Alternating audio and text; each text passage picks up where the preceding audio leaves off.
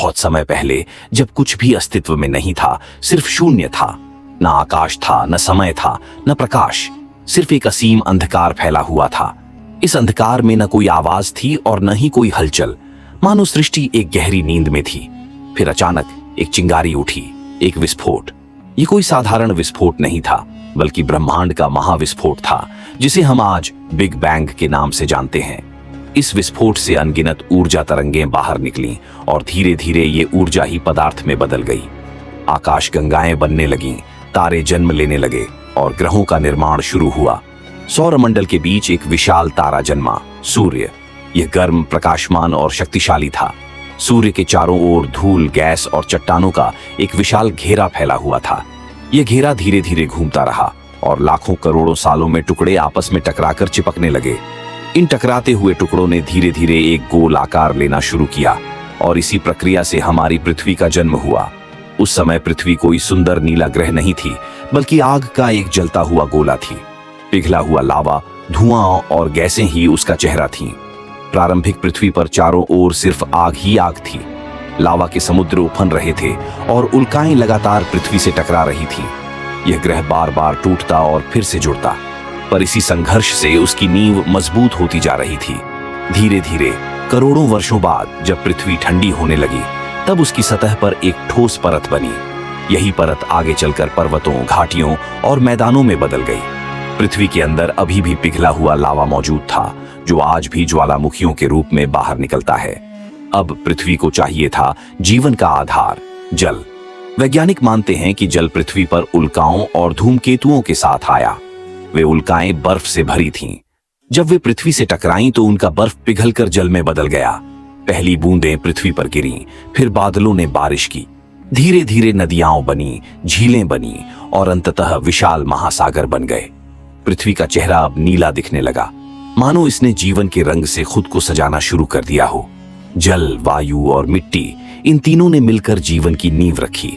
महासागर की गहराइयों में सूक्ष्म जीव उत्पन्न हुए, छोटे छोटे कोशिकाएं जो दिखाई भी नहीं देती।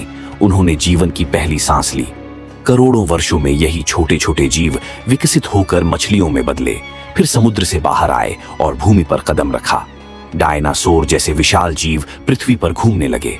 समय बीता, परिस्थितियां बदली और अंततः मनुष्य का जन्म हुआ। भारत की प्राचीन कथाओं में भी पृथ्वी के जन्म की सुंदर कहानियां मिलती हैं। एक कथा के अनुसार जब ब्रह्मांड का जल ही जल था, तब भगवान विष्णु उस जल पर शेषनाग की शैया पर विश्राम कर रहे थे। उनके नाभि से कमल निकला और उस कमल पर ब्रह्मा प्रकट हुए। ब्रह्मा ने सृष्टि रचना की और उसी से पृथ्वी का निर्माण हुआ। एक और कथा है कि पृथ्वी देवी भूमि देवी के रूप में अवतरित हुई। वे विष्णु की पत्नी लक्ष्मी का ही एक रूप मानी जाती हैं। जब राक्षस हिरण्याक्ष ने पृथ्वी को पाताल लोक में छिपा दिया, तब विष्णु ने वराह अवतार लिया और पृथ्वी को अपने दांतों पर उठाकर जल से बाहर लाए। इसलिए हिंदू धर्म में पृथ्वी को धरा माता और धरती माँ कहा जाता है। पृथ्वी सिर्फ एक ग्रह नहीं है, ये जीवन की माँ है। उसने हमें जल दिया, हवा दी, भोजन दिया। उसने हमें घर और आश्रय दिया। चांद और सूरज के बीच संतुलित स्थान पर स्थित होने के कारण ही यहाँ जीवन संभव हुआ। अगर पृथ्वी थोड़ी और सूरज के पास होती तो जल वाष्प बनकर उड़ जाता, और थोड़ी दूर होती तो सब कुछ बर्फ बन जाता। यही संतुलन जीवन का चमत्कार है। यही कारण है कि अब तक पूरे ब्रह्मांड में पृथ्वी ही एकमात्र ज्ञात ग्रह है जहां जीवन है। मनुष्य ने धीरे धीरे सभ्यताएं बनाई। उसने खेतों में हल चलाया, घर बनाए, नगर बसाए, पर समय के साथ मनुष्य ने पृथ्वी का शोषण करना शुरू कर दिया। जंगल काटे जाने लगे, नदियां गंदी होने लगीं और हवा प्रदूषित होने लगी। आज पृथ्वी हमें चेतावनी दे रही है, कभी भूकंप, कभी बाढ़, कभी तूफान। ये हमें याद दिला रही है कि उसका जन्म संघर्षों से हुआ है, और अगर हमने उसकी कद्र न की तो वह फिर से अपने क्रोध में हमें समाप्त भी कर सकती है। कल्पना कीजिए, अगर पृथ्वी बोल पाती तो वह कहती, मैंने तुम्हें जन्म दिया, तुम्हें जीवन दिया, मैं तुम्हारी माँ हूं, मुझे नष्ट मत करो, मेरी रक्षा करो। मेरे जंगल तुम्हारी सांसें हैं, मेरी नदियां तुम्हारा रक्त है और मेरी मिट्टी तुम्हारा शरीर है। अगर मैं न रही तो तुम भी नहीं रहोगे। पृथ्वी का जन्म कोई साधारण घटना नहीं थी। ये करोड़ों वर्षों की मेहनत, संघर्ष और संतुलन का परिणाम है। चाहे विज्ञान की दृष्टि से देखें या पौराणिक कथाओं से, एक बात स्पष्ट है, पृथ्वी जीवन का सबसे बड़ा उपहार है।